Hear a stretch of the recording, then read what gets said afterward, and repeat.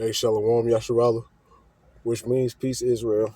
I'd like to start off by giving our praises, our honor, and our glory unto Yahweh, by Hashem, Yahweh Shai, by Hashem, Makakodash, Yahweh, God be the true and powerful mighty name, of who the world ignorantly calls God, Jehovah, Yahweh, or higher.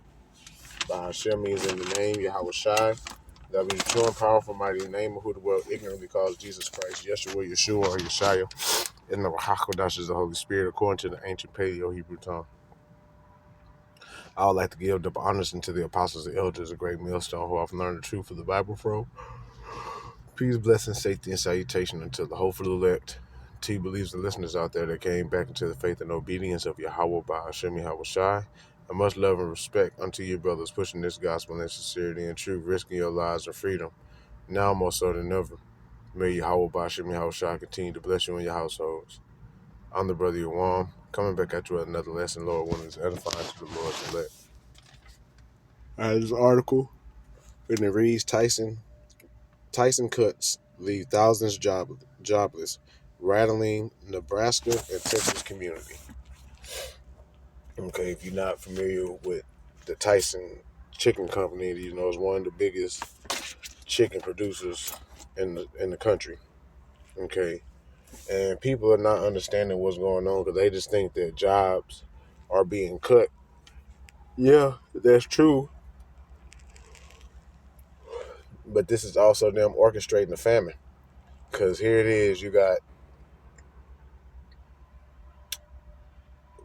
I can't remember how many fast food companies, but you have so many X amount of fast food companies filing for bankruptcy and shutting down locations. Okay, now you got Tyson saying that they're cutting jobs. Don't y'all people see they're coming after your jobs and your food, man? And good, man. You know, because it's time for this place to fucking fall, man. Me personally, I'm ready for this bitch to fall. I'm tired of fucking being here, man. I'm tired of this shit. Tired of having to fucking work under these fucking devils. Tired of everything being upside down, man. I'm just ready to fucking go, man. Neither here nor there. Let's jump to the article. Tyson Foods have delivered one of the most significant blows to the U.S. food industry workforce in the past year, announcing major layoffs in both Nebraska and Texas that are sending shockwaves through local economies and the broader meat sector. Nebraska plant closure devastates Lexington, January 2026.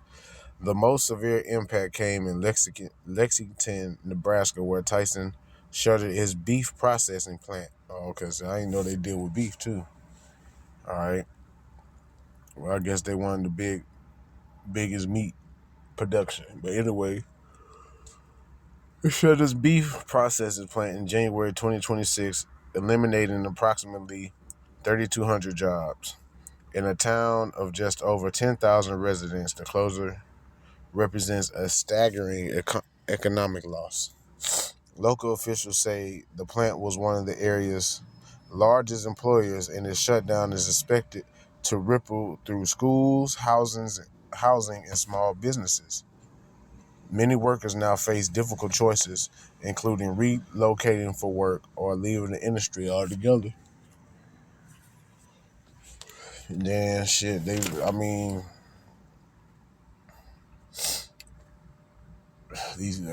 people are being stuck out. They ain't got nowhere to go.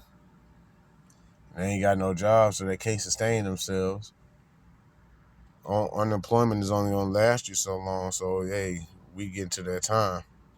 The closure also reflects deeper challenges in the beef supply chain, including reduced cattle availability and rising operation costs. Yeah, and the reason why it's reduced cattle available is because these farmers are getting hit, okay?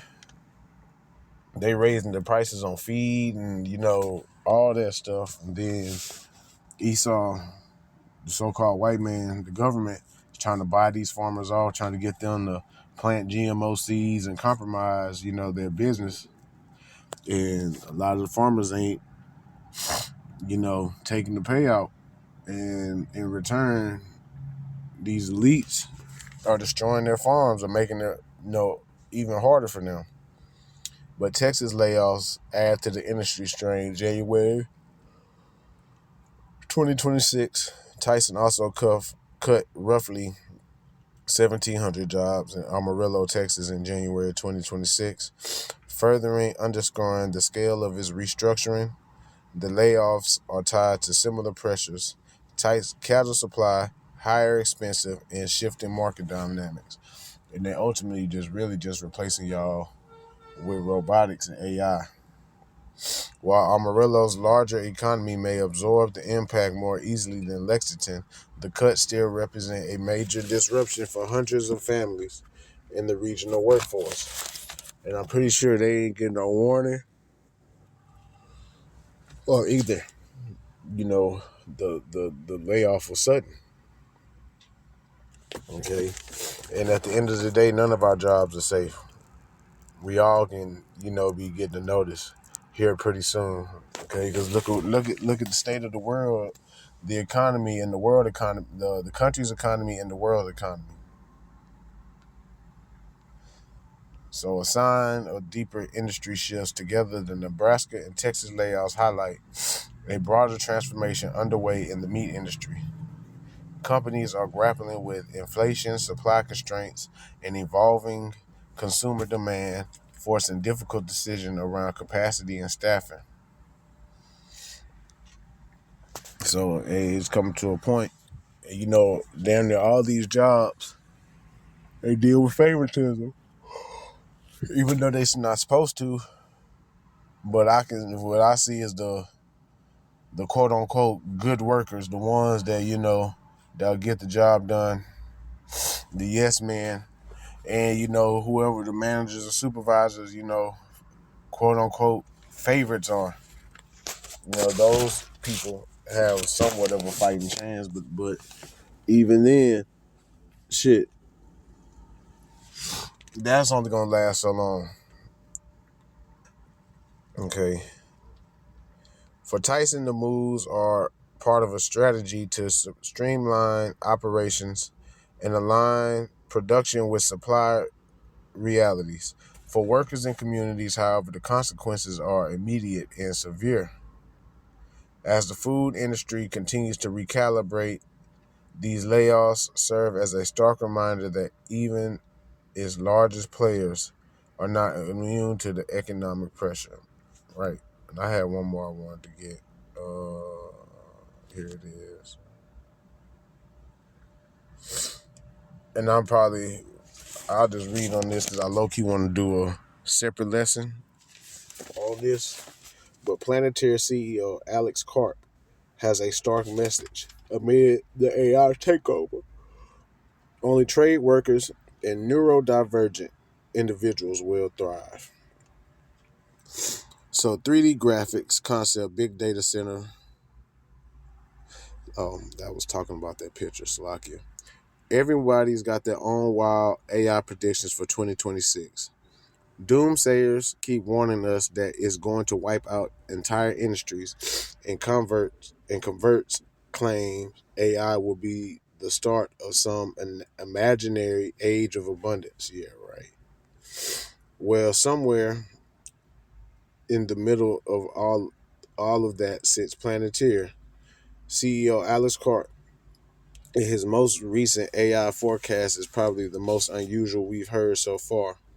Karp has already conceded there will be some losers as the AI revolution gains pace.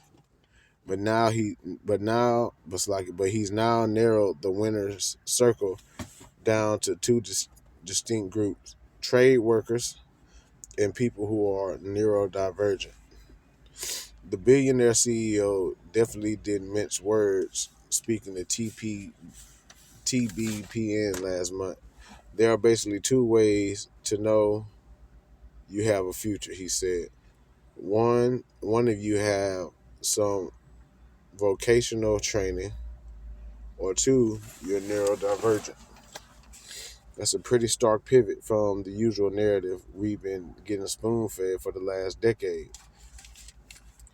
Big tech has always told us everybody can learn to code and be successful in this brave new world. So why is Clark flipping that idea on his head now? And more importantly, is he right? Okay, man. At the end of the day, let's just deal with the scripture before I continue on in that. I'm doing a little too much reading. Let's start with Isaiah chapter 19, verse 15. Neither can any work done singly or by concerted action accomplish anything for Egypt, whether by head or tail, palm branch or rush. Yeah, there's not going to be no work. Okay, there's not going to be a way for anybody to do work. Verse 16, in that day the Egyptians will be like women, timid and helpless. Right, they're going to be anxious, trying to figure out what they're going to do with themselves, man. And they will tremble in fear because of the shaking of the hand of Yahweh, Lord of hosts, which he shakes over them. Because they're going to see how bad it is and how, and they're going to be like, damn, what are we to do? But you should have been taking heed and listening. Okay? Let me get this here. This is Ecclesiastes chapter 12, verse 3. In the day when the keepers of the house shall tremble, those of the stock market, and the strong men shall bow themselves, and the grinders cease. The grinders goes into your workforce, and it's going to cease. It's going to stop. It's going to halt. Okay, well, for the humans, that is. They're trying to. Part of the B system is those UBIs, universal basic income, and that's how people are going to be getting their money. People are going to get paid to sit at home, okay, and let the robots do all the work. Continuing on. And the grinders cease because they are few, and those that look out the windows are be darkened. Those that look out the windows are your economists, and it says the reason why it says darkened is because they're not going to have no hope, no optimism on this country bouncing back. And the doors shall be shut in the streets when the sound of the grinding is low, and he shall rise up at the voice of the bird, and all the daughters of music shall be brought low. Here's going to be lockdowns put in place. Because you touching the two things that these Americans care so much about. Goddamn their jobs and their food. It's going to be riots in the street. So let's go. At first glance, at least part of Alex Karp's prediction sounds a little bit counterintuitive, but he might actually be onto something. Experts have been warning us about automation and its adverse impacts on blue-collar workers for a long time now, the middle class. And it's difficult to see an AI-driven economy where electricians, plumbers, or construction workers thrive, right? Wrong. Their work is physical and localized, which is actually the best insulation you can get right now. AI is great at processing data, writing code, and analyzing documents. If you want to automate repetitive digital tasks, AI is the answer. However, AI struggles with physical environments, hands-on problem solving, and predictable real-world conditions. Yeah, for the time being. And that's why they ship, I ain't going to say ship, but that's why they opened up AI to the public, okay? So the AI can learn from these people, from the people, okay? Instead of, keeping it locked up in the lab, it was only getting them so far. But now they open it up to the masses, and, the AI is learning every second of the day, man. Okay, even if you don't have any AI apps on your phone, they still have it embedded into the programming of your phone.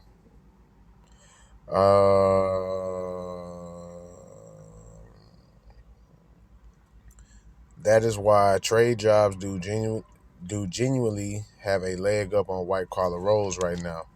If you got certain types of vocational training, you're likely going to benefit from a natural barrier to automation.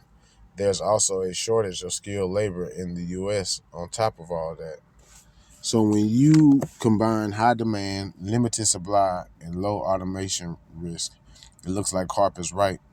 Plumbers and electricians are always going to do pretty well over the next few years, right? Which is true. Okay, but at the end of the day, you're still going to have to get fitted with that chip if you want to continue working and getting paid. But it's Planetary CEO second point that's a bit more interesting. Approach this with the caveat that Karp is using stereotypes pretty liberally here. He's painting a large group of very different people with a huge brush, and that kind of talk isn't always helpful for those individuals. But let's follow his line of thinking for a minute. Karp seems to be arguing that you've got to be able to think differently to succeed in the AI era. In his interview with TPBN, the billionaire painted this group broadly under the umbrella of neurodivergence. And his rationale wasn't that AI doesn't reward knowledge, it rewards how individuals approach problem solving. Again, we know that AI systems are perfect for routine tasks. They can push out low end code 24 hours a day, which means corporate value shifts. Big companies don't need to pay little worker bees who can't think outside the box. But they will start slacking. But they will still want professionals who display creativity, non-linear thinking, and the ability to challenge assumptions. Translation: thinking differently is no longer a limitation; it's an asset, and that's a big cultural shift. Again, neurodiversity isn't a synonym now for creative coding, and so you got to take all of this with a pinch of salt. But do you, but you can see, you can kind of see where the guy's coming from. Okay, so I'll touch more on this, and I'm a little pressed for time, man. But yeah, man, the AI takeover is here, man.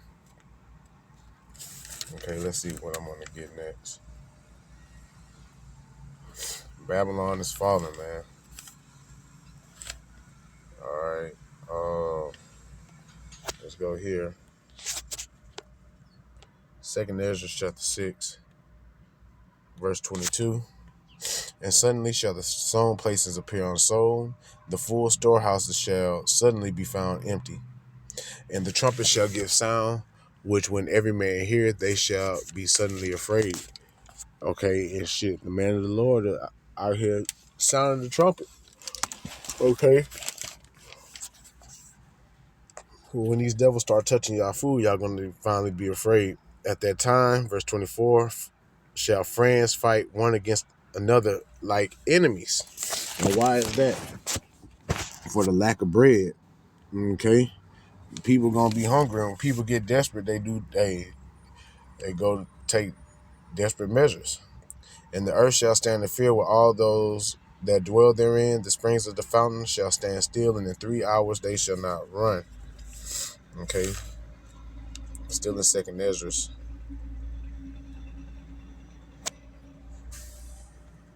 Let's see. Second Ezra 14, verse 16.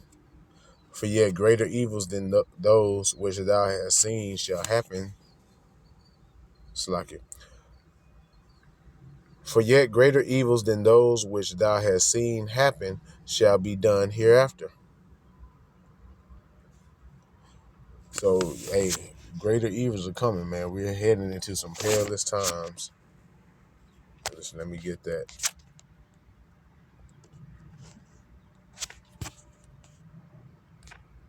2 Timothy 3:1.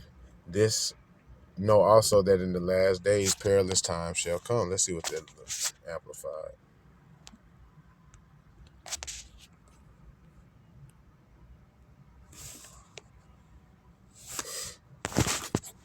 All right. But understand 2 Timothy 3:1 amplified.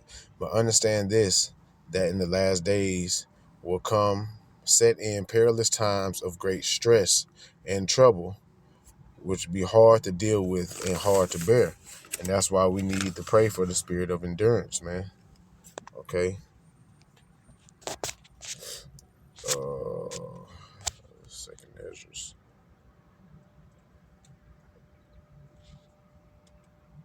16:37.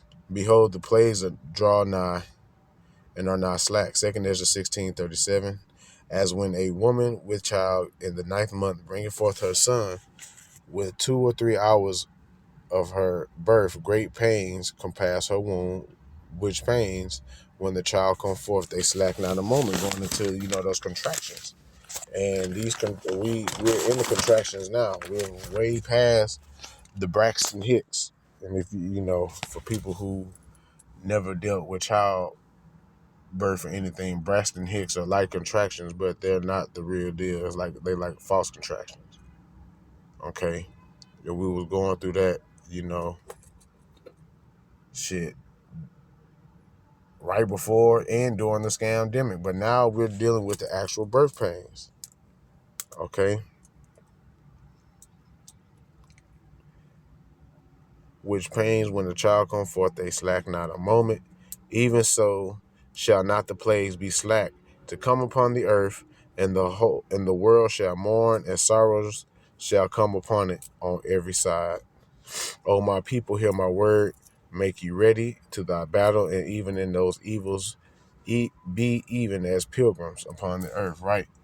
Because we not gonna we ain't gonna have no house, because we're not gonna take that thing. So some brothers might get locked up in FEMA camps. Some might be on the run, going to here and there, wherever the Lord leads them. Okay. But yeah, we're not going to be, in our house playing PS5 or Xbox, just, while the world is on fire around us. Nah, man. It's going to be real live hell on earth. And I'm going to get this and I'll close out. This is Revelation chapter 6, and I'm going to start at verse 4. And another horse came out, flaming red. This represents the Edomites. Esau, Edom, the so-called white man. And his rider was empowered to take the peace from the earth, so that men slaughtered one another, and he was given a huge sword, going into, all these wars and calamities. Okay. When he broke open the third seal, I heard the third living creature call out, "Come and look." And I saw and behold a black horse, and in his hand the rider had a pair of scales, a balance. Okay. And I heard what seemed to be a voice from the midst of the 4 living creatures, saying, "A quarter wheat for a denarius, a whole day's wages, and 3 quarts of barley for a denarius. But do not harm the oil of the wine." Right. Meaning you're going to be paying out the ass for, stuff that used to be cheap, like bread, butter, eggs, milk, chicken. Okay. All this shit's finna skyrocket. Okay. As we was reading in the articles, it said that they have a limited supply. They don't have much. And then before you know it, they're going to try to send you, well, they already trying to feed us lab-grown shit. It's more so reason why we got to get the fuck out of here. Verse 7, when the Lamb broke open the 4th seal, I heard the 4th living creature call out, "Come." So I looked, and behold, an ashy pale horse, black and blue as if made so by bruising. And his rider's name was Death, and Hades followed him closely. And they were given authority and power over a 4th part of the earth, which is here in America, to kill with the sword, and with famine, and with plague, pestilence, disease, and with wild beasts of the earth. So famine is coming. Death and destruction is coming. They're about to take y'all jobs, man. So it'll be in your best interest to repent and turn back unto Yahweh Ba'ashem Yahweh Shai. But I'm going to go ahead and end it there. I pray and hope this lesson has been edifying, giving our praises, honor, and glory unto Yahweh, Ba'ashem Yahweh Shai, Ba'ashem Rakakadash. Double honors to the apostles and elders, a great millstone, peace, blessing, safety, and salutation. Shalom.